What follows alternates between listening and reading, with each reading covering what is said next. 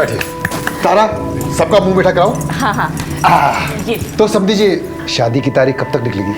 देखते हैं पंडित जी से मिलके शादी की कौन सी तारीख निकलती है। वैसे भी हमारे मनोज को बहुत जल्दी शादी करनी है। मैं रखती हूँ ना मम्मी, मैं दूंगी। मम्मी नहीं, मैं दूंगी। नहीं मम्मी, मम्मी मैं दूंगी। अच्छा ठीक है, संभल के लेके जा। हाँ नीता, हाँ मैंने कर दे तुम्हारे। नहीं मैं रखती हूँ जीजी। नहीं मैं रखती हूँ ना जीजी, आप छोड़।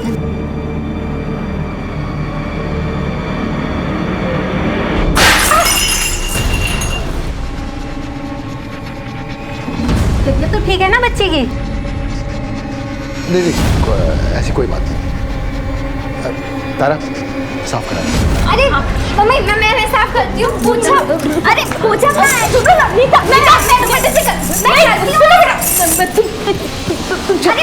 मैं साफ कर। नहीं बेटा, मैं साफ करती हूँ। चलो।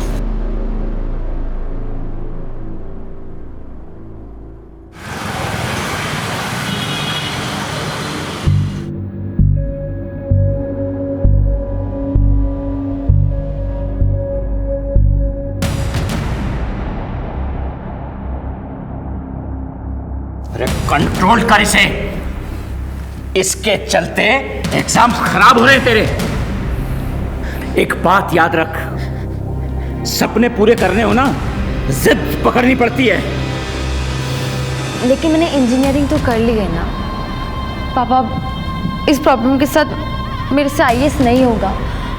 और पापा वैसे भी क्या जरूरत है आईएएस बनने की? जरूरत है क्योंकि इसमें रुतबा है, पावर है, सम्मान है, और सबसे ऊपर मेरा सपना है। कब आ रहे हैं तेरे मेंस के रिजल्ट्स? परसों।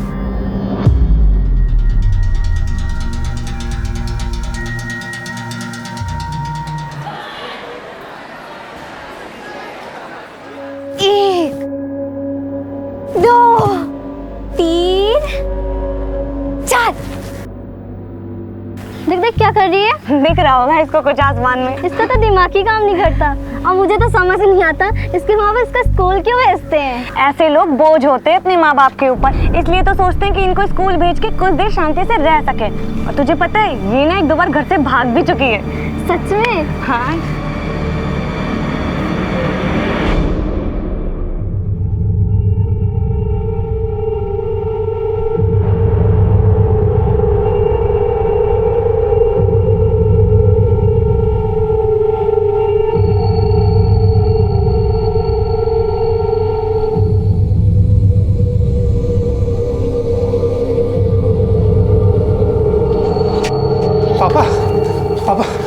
पापा नीता वहां भी नहीं मिली।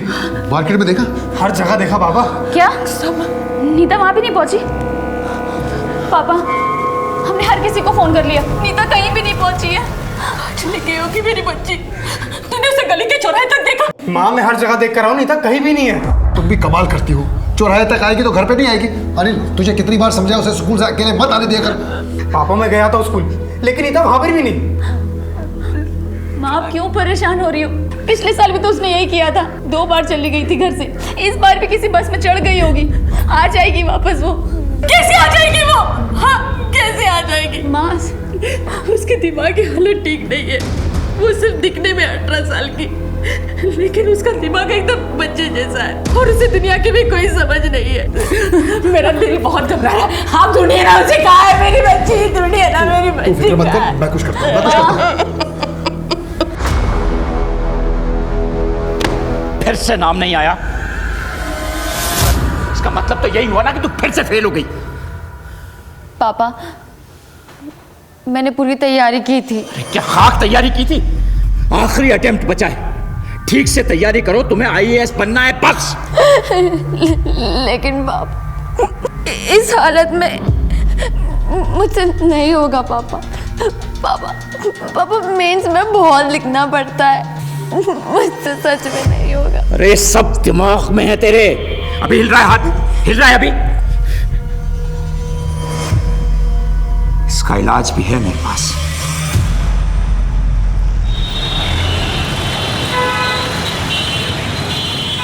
पहले 4 घंटे में वापस आ जाती थी, 10 घंटे हो गए उसे गायब होकर। कम से कम पुलिस नहीं, बच्चों की शादी ब्याह की बातें चल रही हैं, ऐसे में थाना कचहरी बिरादरी की भी तो सोचो।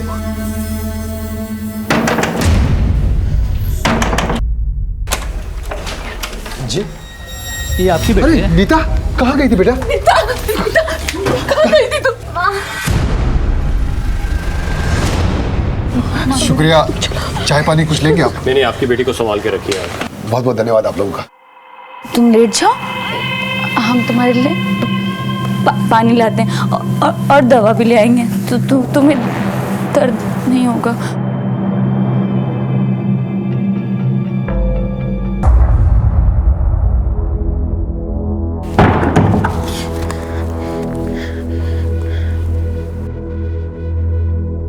हेलो। नहीं मान रहे पापा, लेकिन मैं भी मौका देख के निकल आऊंगी तुम्हारे पास। सारे अरेंजमेंट्स तो हो जाएंगी ना? हाँ वीना, मैं तुम्हारे साथ हूँ। देखो वहाँ से ऐसे निकलना किसी को पता ना चले, फिर देखते हैं क्या करना है।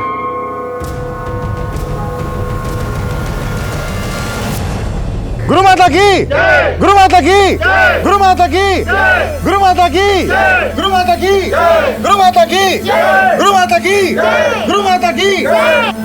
गुरु माता प्रणाम। खुश गुरु माता, ये मेरी बच्ची वीणा है। इसके दाहिने हाथ में बहुत कंपन रहता है। इसका इलाज संभव हो तो? इलाज संभव है, बस उसके लिए इस बच्ची को हमारे आश्रम में ही रुकना होगा। इन सब बच्चियों की तरह ये सब बच्चियां भी कोई ना कोई परेशानी लेकर आई थी। आज सब स्वस्थ हैं, सब खुश हैं। माता जी, वीणा को कितने दिन रुकना होगा? 8 से 10 दिन। पापा, मैं इतने दिन नहीं रहूंगी। चुप, एकदम चुप। माता जी रहेगी, आप जैसा कहेंगी बिल्कुल होगा। देखो बेटा, 8-10 दिन की तो बात है, मैं आता जाता रहूंगा। पापा, मुझे नहीं होगा। बेटा घबराओ मत, और फिर इस आश्रम में तुम अकेली तो नहीं हो, ये सब आपके साथ है।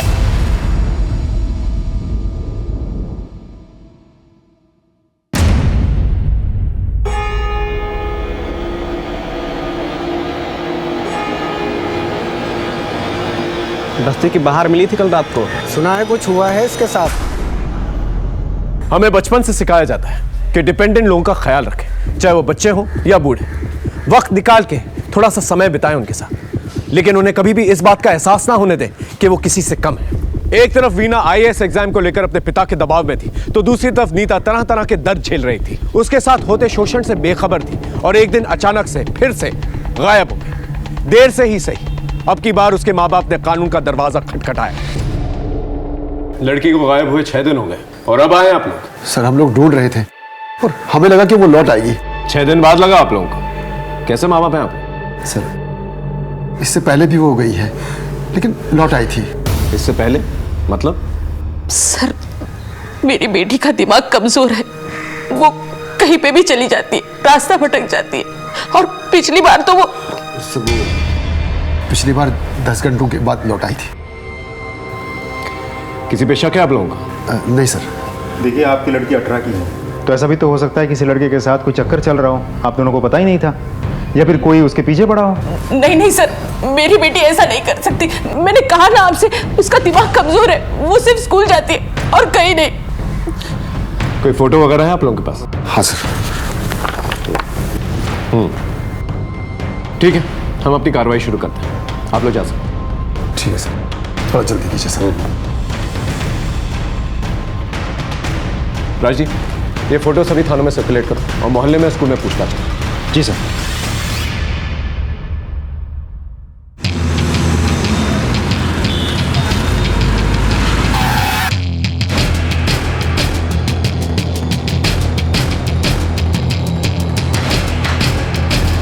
साहब, रघुराम आदमी सीधा है, लेकिन कर्ज के नीचे दबा हुआ है, और अभी कुछ दिन पहले उसका बाबू के साथ झगड़ा भी हुआ था। ओ सिंह साहब, बहुत घुमा रहे हो। 6 महीने के लिए कह के लिया था कर्जा, 1 साल से ऊपर हो गया है। इरादा क्या है? भाई अभी थोड़ा परेशानी में उलझा हूँ, दिवाली का बोनस आ जाएगा ना, तुम्हारा सारा कर्जा उतार दूंगा। अरे क्या होली क्या दिवाली, निकालो मेरा पैसा भरना। वरना क्या? अरे कर्जा लिया है, कोई बिक नहीं गया तुम्हारे हाथों। अब जब पैसे होंगे ना तब चुका देंगे, पर ऐसे बार बार रास्ता रोक के परेशान मत किया करो। मैं दिखवा कहीं ले और एक पाई भी नहीं छोड़ेंगे, याद रखना। ये बाबू सीधा आदमी नहीं है साहब, अक्सर किसी से वो लग जाता है। पैसा तो बहुत कमाता है लेकिन सारा पैसा लड़कियों पे उड़ा देता है। और साहब वो बबलू विकास तो मौका ही ढूंढते रहते थे।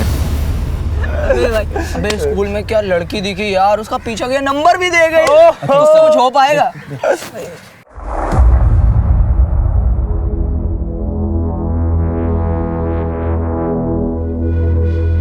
अरे पगला, ओए सुनना, 2 और 2 कितने होते? 2 और 2 1 2 3। अरे 22 होते हैं रे, 20 होते हैं। आई लव यू बोलना। गंदी बात है, हम नहीं बोलते। अरे सुन तो, वीडियो देखेगी?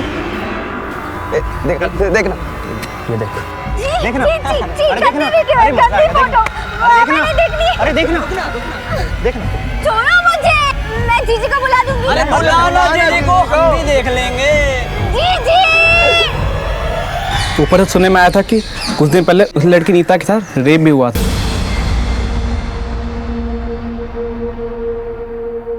और क्या क्या छुपा रहे हैं आप लोग हम लोगों से? नहीं सर, हम कुछ भी नहीं छुपा रहे, सब कुछ तो बता दिया हमने आपको।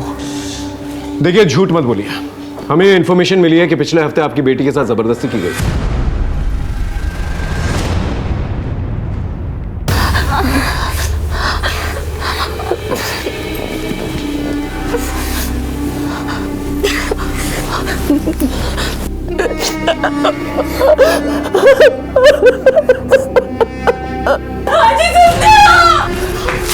क्या हो गया? किसी ने इसकी इज्जत ले ली है। पापा मैं कहता हूँ पुलिस कंप्लेन करते पापा। क्या पकते हो? बात फैलेगी ना तो शादी टूट जाएगी। ऐसे तो लोग उसे रोज लेंगे, कम से कम इलाज तो करवाइए, क्या पूरी जिंदगी वो ऐसे ही रहेगी? अरे तुम तो जानती हो नौकरी के अलावा कितने छोटे मोटे काम करता हूँ मैं, कितने कर्जे लिए, कितने इलाज नहीं करवाए उसके लिए। लेकिन फायदा क्या हुआ? आपकी बेटी के साथ दुष्कर्म हुआ है, FIR दर्ज करवाया था कहीं पर? नहीं सर, नहीं कराया। कमाल के माँ बाप हैं आप। ये बाबू कौन है, क्या चक्कर है आप लोगों के साथ? सर हम एक क्लर्क हैं और क्लर्क की तनख्वाह पे बच्चों की पढ़ाई, घर का खर्चा पूरा नहीं होता, इसलिए हमने बाबू से ब्याज पे कर्जा लिया था। जैसे तैसे करके हमने अपनी बेटी की शादी पक्की की। बस घर की इज्जत के लिए हम चुप रहे सर। समाज क्या कहेगा, शादी टूट जाएगी, इन्हीं चीजों की फिक्र थी ना आप लोगों को? कभी अपनी बेटी का इलाज करवाया, तो उसकी मानसिक स्थिति जानने की कोशिश की? सर हर जगह उसका इलाज करवाया, हर हॉस्पिटल में लेके गए, लेकिन कोई फायदा नहीं हुआ सर। मायूसी हर जगह हाथ लगी। ये विकास, बबलू और सुमित, इनके बारे में क्या जानते हैं आप लोग? घर के बाहर हर कोई फायदा उठाना चाहता है, अब किसके बारे में क्या बताएं सर, कुछ नहीं जानते सर। ठीक है, हम लोग पता कर लेंगे, आप लोग जा सकते हैं।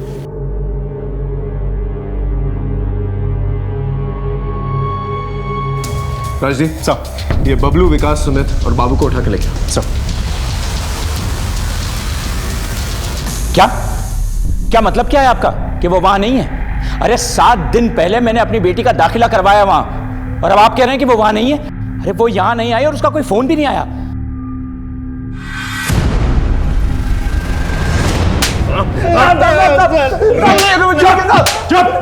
लड़कियों की मासूमियत का फायदा उठाता है, उन्हें छेड़ता है। हाँ? हाँ? बोल नीता का बोल। हाँ? हाँ? सर हम उसे मजे लेने के लिए परेशान करते थे सर, हमने कुछ नहीं किया सर। कुछ नहीं किया? नहीं सर, हमने कुछ नहीं किया। अच्छी तरह से खातिरदारी करो इन लोगों। देख तेरा रिकॉर्ड बहुत खराब है बाबू, सच सच बता। बाप को कर्ज देता है, बाद में बेटी से वसूलता है। सीधे सीधे बता दे नीता का है, बोल। मैं मानता हूँ कि मेरा झगड़ा हुआ था रघुराम जी से, वो थे कि मेरा पैसा लौटाने का नाम ही नहीं ले रहे थे साहब। अब पैसा अटक गया था, मेरा घर परिवार कैसे चलता साहब? घर या याशी का अड्डा, तेरा पूरा कच्चा चिट्ठा है हमारे पास, समझ में आया? सच बोल। साहब मैं मानता हूँ कि मेरा उससे झगड़ा हुआ था, लेकिन इन सब में मेरा लेना देना नहीं है साहब, मैं सच बोल रहा हूँ साहब। सर मैंने खुद एडमिशन करवाया था अपनी बेटी का, अब वो कह रहे हैं कि बिना बताए वो वहाँ से कहीं चली गई है। सर मैंने तो उसका मोबाइल भी अपने घर पे रख लिया था सर। आश्रम का नाम क्या बताया आपने? तत्व आश्रम बसंतपुर।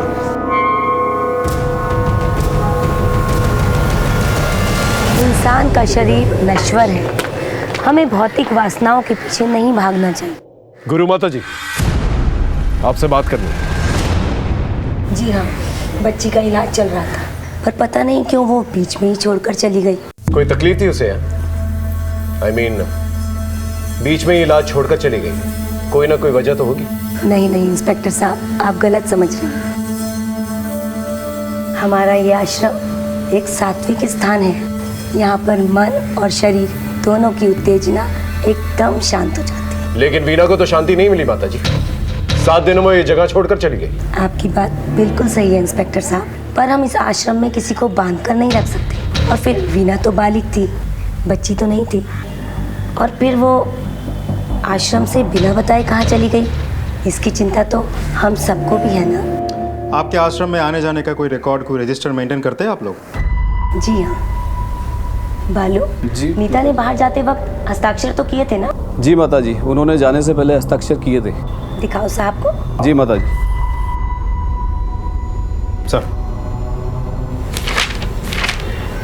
सर अंदर तो कोई नहीं है। ठीक है, हम चलते हैं। राजदीप सर, इस आश्रम में कुछ तो चल रहा है। एक काम करो, अपने एक बंदे को यहाँ पर लगा, देखो अंदर क्या चल रहा है। आई एम श्योर कोई ना कोई इन्फॉर्मेशन जरूर निकलेगी। सर, एक तरफ नीता की तलाश, दूसरी तरफ वीना की खोज ने हमें उलझा के रखा हुआ था और हाथ में कुछ भी नहीं आ रहा था। वहीं मेरी टीम ने ये पूरी इन्फॉर्मेशन चारों तरफ फैला के रखी हुई थी और नतीजा कामयाबी के रूप में सामने आया।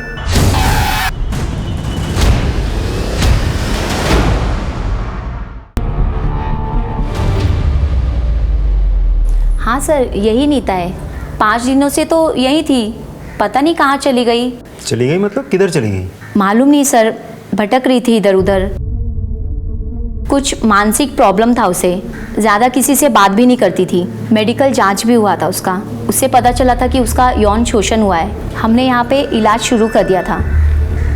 नीता, उसके साथ कोई हादसा हुआ था, जब देखो तब गुमसुम खामोश। फिर हमने उसे अपने थेरेपी सेशन में डाल दिया। तो आज का विषय है वाटर सेविंग, यानी कि पानी की बचत। और आज का लेक्चर सरिता मैडम बताएंगी। वाटर सेविंग ना, ये क्या है? कहाँ बेटा? इधर इधर बालों के बीच में। ओ ये तो सिंदूर है। सिंदूर हमें भी लगाना है। सिंदूर वो लोग लगाते हैं जिनकी शादी हो जाती है। हाँ, हमारी भी हुई है ना शादी। कब? किससे?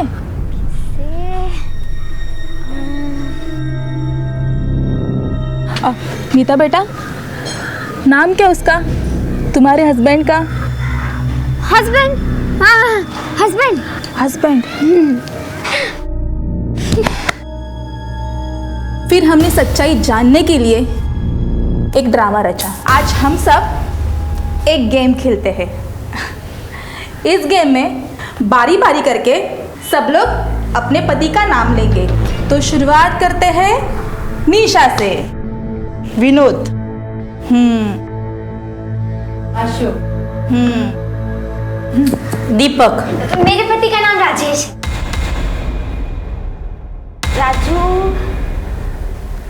राजेश है, राजेश। राजेश? कोई सरनेम? नहीं, सिर्फ राजेश।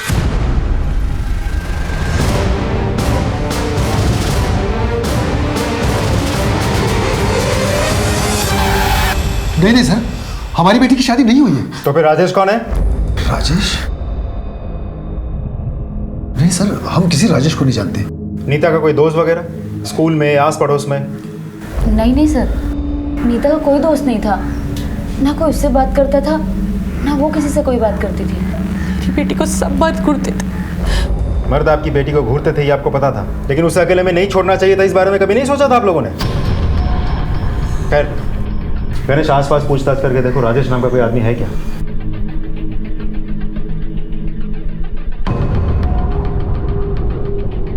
गणेश, इस फैमिली पे नज़र रखो और जैसा भी होता है मुझे अपडेट करो।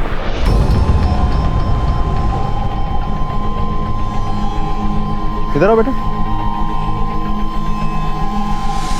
क्या तुम कुछ जानते हो, कुछ कहना चाहते हो? हाँ सर, नीता मेरी दोस्त है, उसने मुझे बताया था। मुझे ना मंगलसूत्र चाहिए।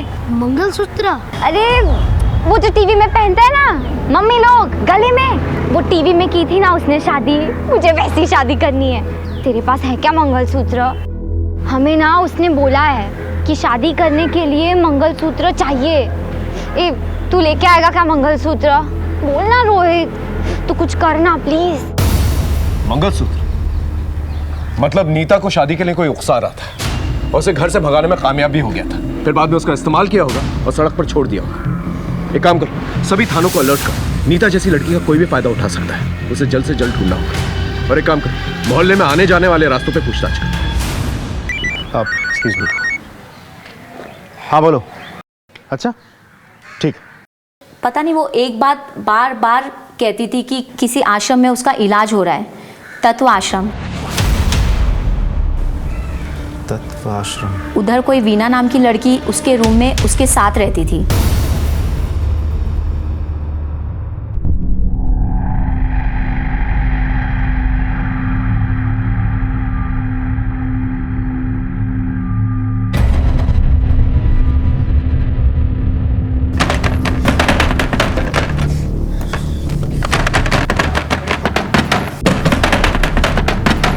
दीदी ये क्या कर रहे हो? वो ना मुझे ना गर्मी हो रही है इसलिए, तू सो जा। नहीं नहीं आप भी आ जाओ, मुझे नींद नहीं आ रही है। अरे तू आंखें बंद कर, तुझे नींद आ जाएगी, आजा।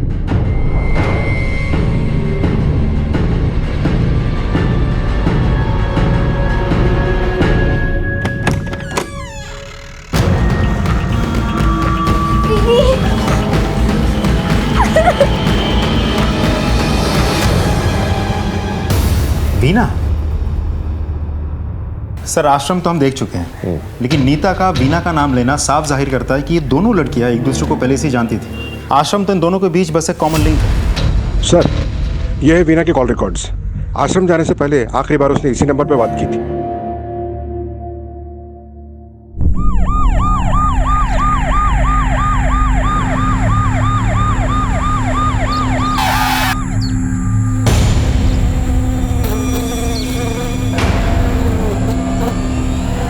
आसपास चेक कर।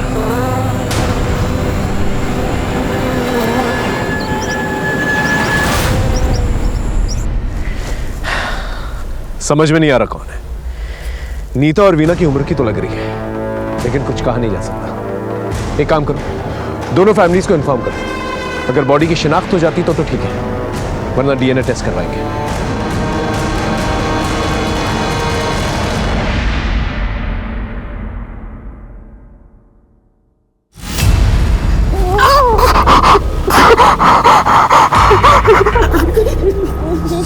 ये मेरी बेटी नीता नहीं है, नहीं है मेरी बेटी।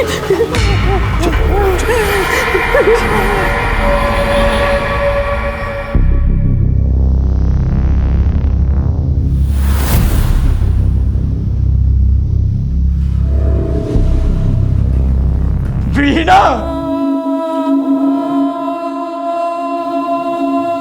वीना, ये किसने किया तेरे साथ? मैं तो तेरे पंख सजा रहा था और कुछ नहीं। मुझे माफ कर दे, मेरे इच्छाओं ने तेरी जान ले ली। वीना की लाश मिल चुकी थी, लेकिन अभी भी नीता का कोई अता पता नहीं था। नीता के साथ हुई अनहोनी की दस्तक अभी भी दिमाग के किसी कोने में गूंज रही थी। जब कोई केस चल रहा होता है तो उठते बैठते सिर्फ उसी की धुन सवार होती है, लेकिन कभी कभी केस सुलझते सुलझते और उलझ जाते हैं।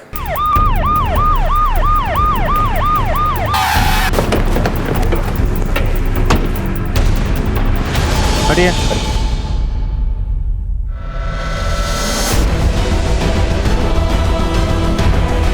सर ये तो नीता है।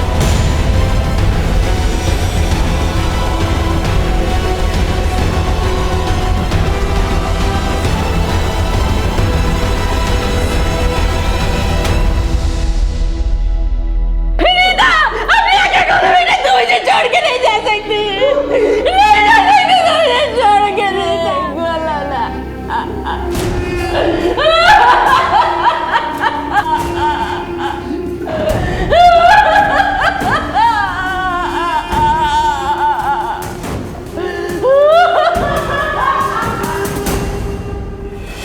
ये अकेली इतनी दूर तो गई नहीं होगी ऊपर, इसे कोई लेकर गया होगा और फिर बाद में मार दिया होगा।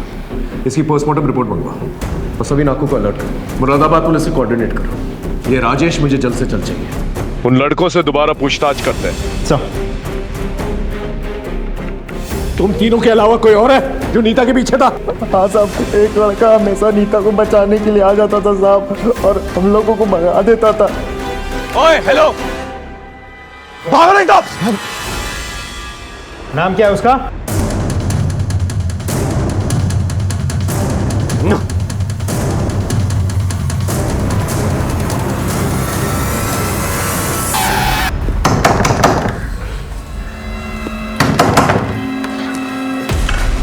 तो राजेश है? नहीं सर, राजेश मेरा दोस्त है। कहाँ है राजेश? सर वो मुरादाबाद गया है अपने पेरेंट्स के पास। करता क्या है वो? टीके कॉलेज में पढ़ता है, BA फाइनल। मुरादाबाद घर का एड्रेस है तेरे पास? है सर। साथ में फ़ोन नंबर भी देना।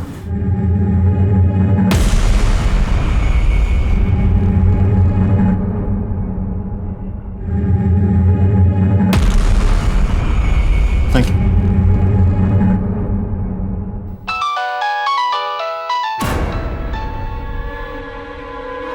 किधर है? मुरादाबाद। उधर से निकल जल्दी, पुलिस तुझे ढूंढ रही है। और अपना मोबाइल बंद कर। और वो लड़की तेरे पास है? नहीं भाई, वो वहाँ है जहाँ पुलिस के फरिश्ते भी नहीं पहुँच सकते। अच्छा चल, तो अब फ़ोन रख। सर, राजेश मुरादाबाद से फरार है, टीम उसकी खोज में है। आप एक्सक्यूज मी। हाँ बोलो। अच्छा ठीक सर, एक बहुत बड़ी लीड हाथ लगी है।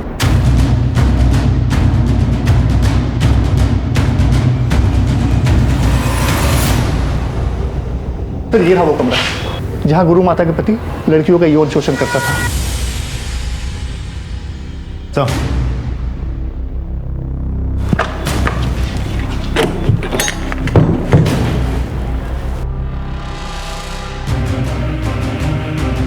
सर, ये तो तहखाना है। जी सर, जी सर।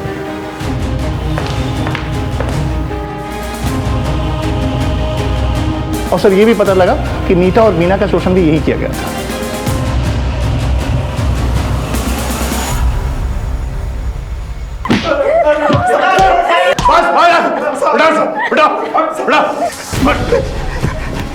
नहीं साहब, नहीं साहब, हम बताते लोग अपनी बेटियों को इलाज के नाम पे हमारे आश्रम में छोड़ जाते हैं साहब, और हम इसका भरपूर फायदा उठाते हैं साहब।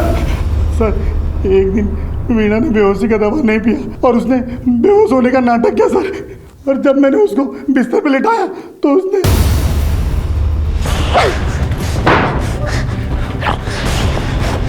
मुझे ना तुम लोगों पर पहले से ही शक था, लेकिन आज यकीन हो गया। इलाज के नाम पर तुम लोग लड़कियों की इज्जत के साथ खेलते हो। मैं ना तुम लोग का बहाने सबको जाके बोल। अरे जब जिंदा छोड़ूंगा तब जाके बोलेगी ना। सर, वीणा की लाश को कोई पहचान ना सके, इसके लिए हमने उसका चेहरा बिगाड़ दिया और जंगल में फेंक दिया सर। और नीता के साथ भी ऐसा ही किया? नहीं सर, हमने नीता के साथ कुछ भी नहीं किया। उसका बाप उसे लेने आया तो हमने उसे जाने दिया साहब, और ये सोचकर कि वो किसी को कुछ नहीं बताएगी, और अगर बोलेगी भी तो कोई उसका विश्वास नहीं करेगा साहब, क्योंकि उसके साथ ऐसा पहले भी हुआ था साहब। ये उसी के बाप ने हमें बताया था साहब। लोग अपने अरमान, अपने सपने लेकर तेरे पास आते हैं, हाँ? अपनी पूंजी लुटा देते हैं, और तुम लोग इस तरह से विश्वासघात करते हो। फांसी हो जानी चाहिए तुम जैसे लोगों को। नीता की लाश मिल चुकी थी और हमारी टीम दिन रात करके राजेश को ढूंढने में लगी हुई थी। हाँ साहब, ये लड़का और लड़की यहाँ आए थे। कब गए यहाँ से? 3 दिन रुके, फिर यहाँ से निकल गए। पक्का याद है तुम्हें? हाँ साहब, बिल्कुल पक्का। आप CCTV देख सकते हो।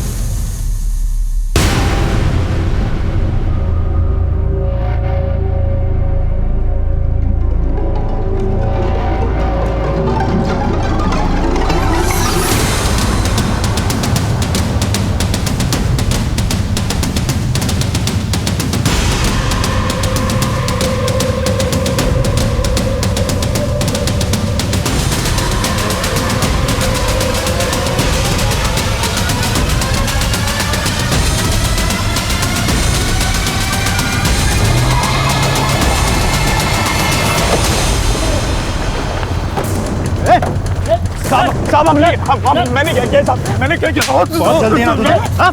चल साहब बताओ तो सही, मैंने किया क्या है साहब? अरे साहब बताओ तो सही। सर मैंने कुछ कहा। तेरा सारा कच्चा चिट्ठा है हमारे पास, इसे सच सच बोल। सर मैं आते जाते देखता था उसे, गली के लड़के छेड़ते थे उसे। सर इसे तूने अपनी शेखी दिखाई, लड़कों को भगाया और अपने काम पे लग गया। नहीं सर, वो मेरी दोस्त बन गई थी सर। दोस्त बन गई थी? क्या उसकी मासूमियत का फायदा उठाया तूने?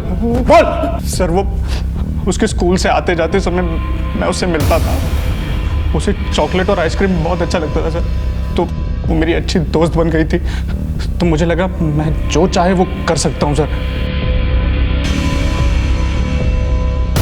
सर मैंने उसका भरोसा जीत लिया था। फिर एक दिन। अरे क्या हुआ नीता, इतनी दुखी क्यों हो? वो ना मैंने टीवी पे देखा। क्या देखा? एक लड़की की शादी हो गई, हमें भी करनी है। क्या?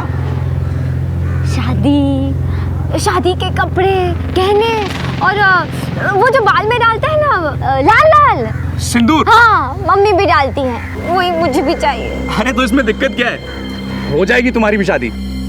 सच्ची? मैं करूंगा ना तुमसे शादी।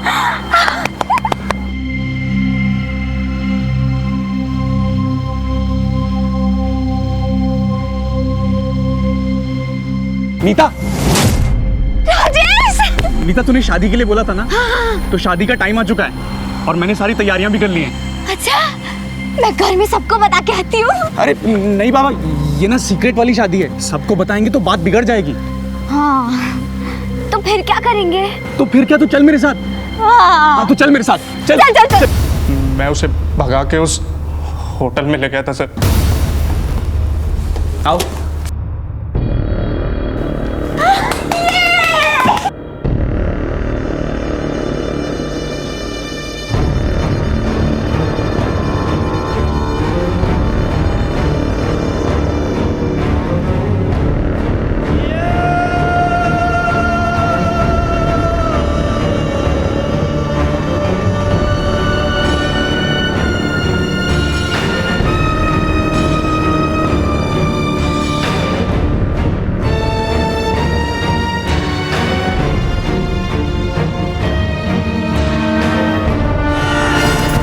क्या कर रहे हो तुम? अरे शादी के बाद ये सब करना पड़ता है। पर ये तो अच्छा देखो, शादी के बाद लोगों को बेबीज होते हैं ना, छोटे छोटे बेबीज। हाँ तो तुम्हें भी बेबी चाहिए ना? हाँ। तो बेबी के लिए हमें करना पड़ेगा ना।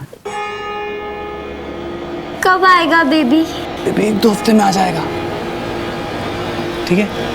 चल।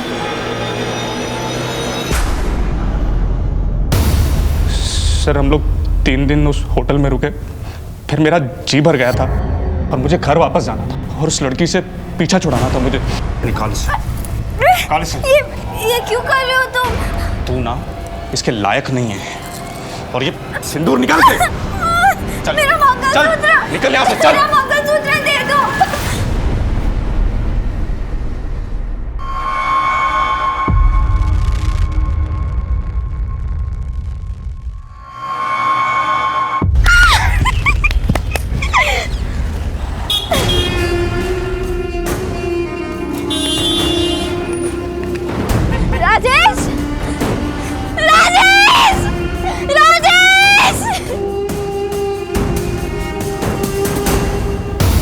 कहानी किसको सुना रहा है बे? नीता की लाश मिली है, बोल। सर मैंने आपसे जो कुछ कहा सच कहा सर, मैंने उसे मारा नहीं है, मैंने तो उसे वहाँ मार्केट में छोड़ दिया था सर, मैंने उसे मारा नहीं सर, सच बोल रहा सर। मर्डर नहीं किया, लेकिन रेप तो किया ना उसका तूने, वो भी दिमाग से लाचार लड़की का, और सारी उम्र जेल में सड़ना।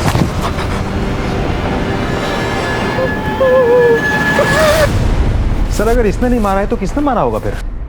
ताज्जुब की बात यह है कि नीता घर आई और घर से उसे राजेश लेकर गया और घर वालों ने देखा ही नहीं। अभी भी ये घर वाले कुछ ना कुछ छुपा रहे हैं, पता करो। सर मैं ऑफिस में था, मेरी वाइफ का फोन आया, उसने मुझे नीता के बारे में बताया। सर मैं कॉलेज में था, पापा का फोन आया कि नीता घर नहीं लौटी, तो सर मैं तुरंत घर आ गया। मैं पड़ोस में गई थी, जब नीता बहुत देर तक घर नहीं आई तो मैंने इनको फ़ोन लगाया। जब मैं शाम को घर लौटा तो पता चला कि नीता स्कूल से नहीं लौटी। सर करीब 1:30 बजे हम पॉलिटेक्निक से घर आए। आते ही हमें नींद आ गई तो हम सो गए। फिर हमें नहीं पता कि नीता घर आई कि नहीं आई। सामने का दरवाज़ा हमने खुला ही छोड़ा था, और वैसे भी सामने का दरवाज़ा तो हम लोग रात में ही लगाते हैं। घर के सभी लोगों के कॉल रिकॉर्ड्स निकलवाओ, और जो लैंडलाइन है उसके भी रिकॉर्ड चाहिए मुझे। Okay sir. दोबारा करेगा? चोरी करेगा? करेगा? करूंगा साहब, लेके जाओ उसे। नहीं करूंगा साहब। सर कॉल रिकॉर्ड्स आ गए हैं, लेकिन इसमें कुछ भी खास नहीं है। लोकेशन भी सब सही है, लेकिन सर चौंका देने वाली बात तो कुछ और ही है। ये देखिए, ये नीता के घर के लैंडलाइन के कॉल रिकॉर्ड्स हैं। आज से करीब 2 हफ्ते पहले एक नंबर से यहाँ कई बार फ़ोन आए थे। ये उसी एनजीओ का नंबर है जहाँ नीता रह रही थी। और अभी 4 दिन पहले फिर से दोपहर को फ़ोन आया और 2 मिनट बाद हुई। सर इससे ये तो क्लियर हो जाता है कि घर वालों में से किसी को तो ये बात पता थी कि नीता एनजीओ में रह रही थी। 4 दिन पहले, यानी उसी दौरान जब नीता का मर्डर हुआ। हो ना हो, कातिल कोई घर का ही है। ये नंबर तो यहाँ का ही है, हमारे स्टाफ में से किसी ने नहीं किया, क्योंकि किसी के पास नंबर ही नहीं है। हो सकता है शायद नीता ने किया होगा।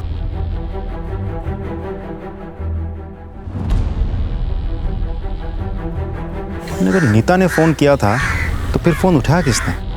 और अगर किसी ने फ़ोन उठाया था तो वो एनजीओ गया था या नहीं गया था नीता को लेने? और अगर नहीं गया था तो क्यों नहीं गया था? सर हमने नीता को घर का फ़ोन नंबर रटाया हुआ था, पर हमारी उससे कोई बात नहीं हुई। सर मुझे नहीं मालूम था, अगर एक बार मैंने उसकी आवाज़ सुन ली होती तो आज मेरी बेटी जिंदा होती। नहीं सर, जिस टाइम की कॉल आप बता रहे हैं मैं कॉलेज में होता हूँ, मुझे कुछ नहीं मालूम सर। इनमें से कोई तो झूठ बोल रहा है। इन सब की कुंडली निकलवाओ और देखो आपस में रिश्ते कैसे थे इन लोगों के, खास करके नीता के साथ। सर मालिनी के मंगेतर मनोज चौहान के बारे में पता किया, बैंक में पीओ है। सुना है मनोज के घर पे नीता को लेकर काफ़ी टेंशन है। सर सब भी रहा है। सलाम साहब। बोलो साहब, रघुराम सिंह की बेटी मालिनी की शादी मनोज से तय हुई है। ये तो हमें पता है, उसकी सगाई तय हो गई। फिर अब मालिनी और मनोज के आपस में बहुत लड़ाई चल रही है। क्यों? सर ये तो मालूम नहीं, लेकिन सर कुछ तो गड़बड़ है। सर मालिनी से बात करें? नहीं, उसके मंगेतर से। सर सब बढ़िया है, कोई दिक्कत नहीं है। इनफैक्ट मैं और मालिनी नहीं भाई, मर्डर इन्वेस्टिगेशन चल रहा है, जिसमें भी शक होगा सीधा अंदर जाएगा। इसलिए जो बोलना है सच बोल, चाहे वो मर्डर से रिलेटेड हो या ना। ठीक है, चल बोल। सर एक्चुअली मालिनी से मिलने उसके घर गया था मैं, तो अरे गुदगुदी हो रही। हाँ हाँ ठीक है। कैसी हो? एकदम मस्त। और आप? मैं भी बढ़िया हूँ। आज बहुत खुश नजर आ रही हो। सर मालिनी को गलत फहमी हो गई थी कि मेरे और नीता के बीच गलत संबंध है, लेकिन सर ऐसे कुछ भी नहीं था। मालिनी ने मुझसे सगाई तोड़ने तक की धमकी दे दी थी। बुलाओ सब। मनोज बता रहा है कि सगाई टूटने की कगार पे। एक नंबर का कमीना है वो। वो कैसे? सगाई हमसे हुई थी और संबंध हमारी बहन नीता से बना रखे थे उसने। अच्छा, और ये सब तुम्हें कैसे पता?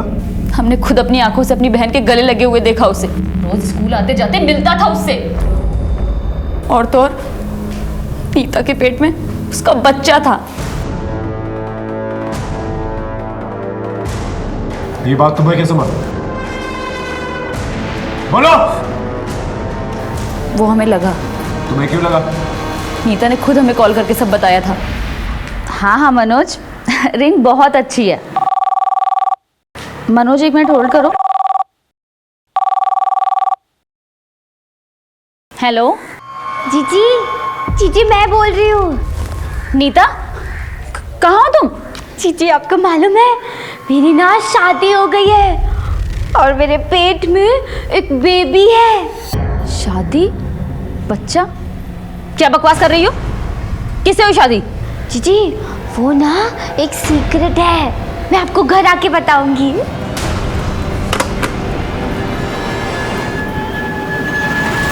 हमें लगा ये सब मनोज ने किया है। पर मनोज से ज्यादा हमें अपनी बहन नीता से नफरत होने लगी थी।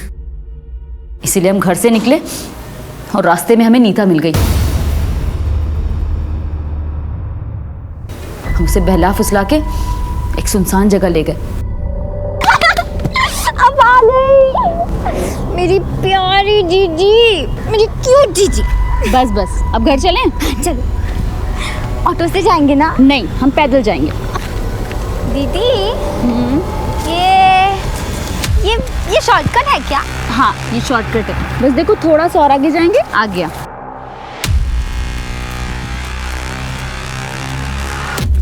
जीजी, वो क्या है?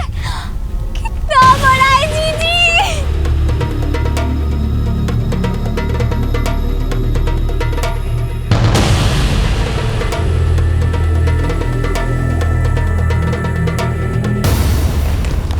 ये रही नीता की पोस्टमार्टम रिपोर्ट। इसके मुताबिक वो मरते वक्त प्रेग्नेंट नहीं थी, बल्कि उसके दिमाग में ही बात राजेश नाम के एक लड़के ने डाली थी, जिसने उसका किडनैप किया और बाद में उसका बलात्कार। तेरी गलत फहमी की वजह से तूने अपनी बहन की जान ले ली। नहीं, आप झूठ बोल रहे हैं। ये सच है। अब सारी जिंदगी जेल में सड़ना।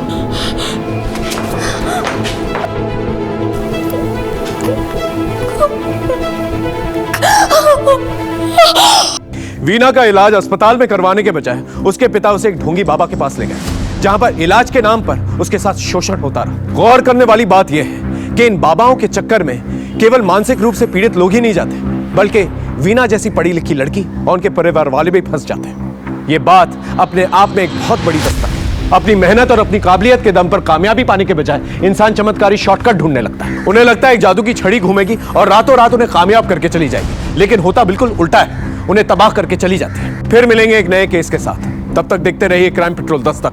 मकसद बताना नहीं, बचाना है।